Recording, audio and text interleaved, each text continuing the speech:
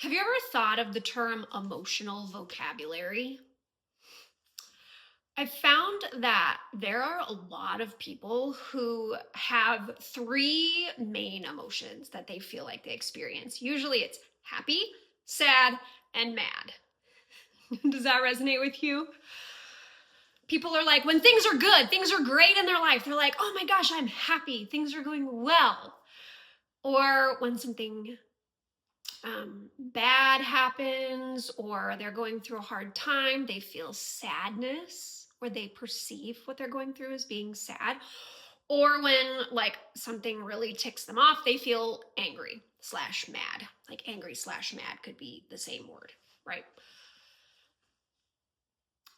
But what if we were to expand those three, right? And so many times we can think of doing this with like negative emotions, but we don't think to do it with positive emotions either. So instead of just feeling happy, because that was one out of three, you only have a 33%. You either feel happy, and that is your only positive emotion, right? I know that I kind of went through this a while ago, a few years ago, where like I thought I was happy or sad or mad. And that's all I thought I experienced. But when I really took the time to like dig deep and figure it out, I realized there was a lot more that I was actually experiencing, right? So instead of just feeling happy, I could feel joy. I could feel excitement. I could feel like almost this like nervous excitement or elatement or peace. Or I mean, there's so many words that we can use that describe more than just feeling happy, right? And sometimes I think that we even confuse perceived negative or bad emotions as actually being good. Or I should say that in reverse. We perceive like what we're feeling as being bad when it's actually really good. So a great example of this would be, have you ever been to, here's a great example, my high school graduation. Mind you, that was a very long time ago. But I was the only person in my class that after all the graduates stand out in a line and people get to come through and hug them, I was the only person that was crying. But I was so confused because I didn't understand why I was crying. And so many people would come up to me and they're like, oh, Heather. And they would give me this big old hug, like, it's okay. But I remember thinking like, but I don't find this as being bad. Like, I'm not sad that I'm graduating. I was actually really excited, but I couldn't connect the dots of like, why am I crying over something good?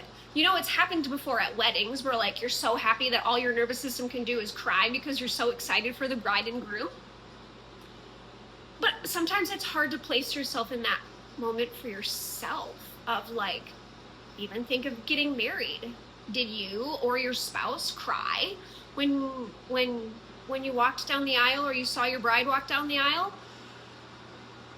You're not sad that you're getting married. Sometimes emotions come out and they're perceived as being negative when actually they're a positive thing. And we just haven't got the right emotional vocabulary to connect those things together, right? And now we're going to flip the script a little bit and we're going to talk about the negative perception.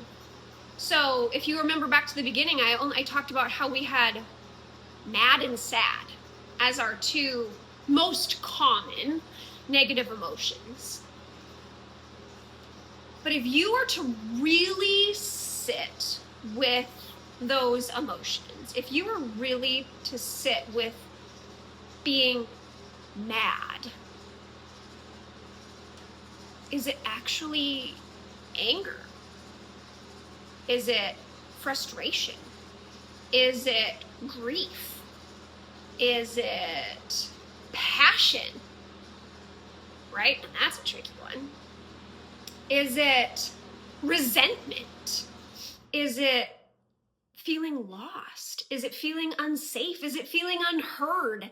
Is it feeling uncared for?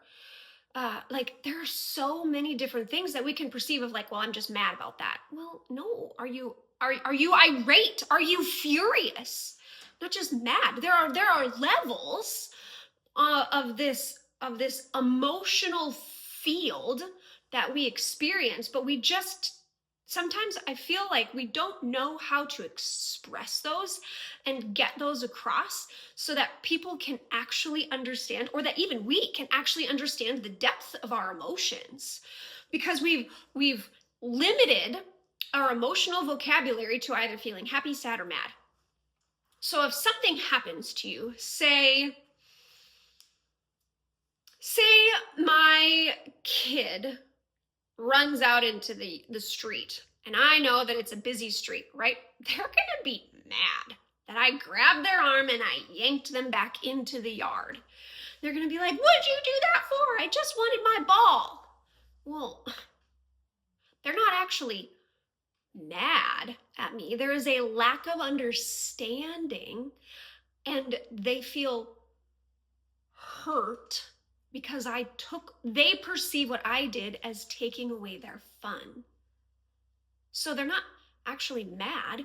They feel as if I took away their fun, right? Because they don't have the awareness around them. I then in turn get mad at them because they're perceptively mad at me for keeping them safe. But I'm not actually mad. I'm overwhelmed, right? Because I see the car coming. They don't, because they have a one-track focused mind on going and getting that ball. And I'm like, but the car. So I'm overwhelmed, like, oh my gosh, my child is in danger. I need to protect them. And they're not paying attention. So I'm like, I feel like I'm mad at them, but I'm just overwhelmed with this protection sense as a mom that I have of like, why aren't you paying attention? I need you to pay attention more. But it's not really mad. I'm not angry at them. I'm overwhelmed with love and the need to protect them. So I think that it is really important to give yourself a better emotional vocabulary. If we're limiting ourselves to happy, mad, and sad, we're doing ourselves a disservice of what we're actually feeling, and then we brush it off as like, I'm fine, or we become numb, or we don't allow ourselves the depth on either side, right? If here is our baseline and happy is here, sad is here, and mad is here, like what about all this extra space down here? But if happy's here, what about all this extra space up here? We completely limit ourselves to the depth and the height of what our emotions could actually be. And then we get confused and frustrated because we're like, but I'm not mad, but I'm not just happy.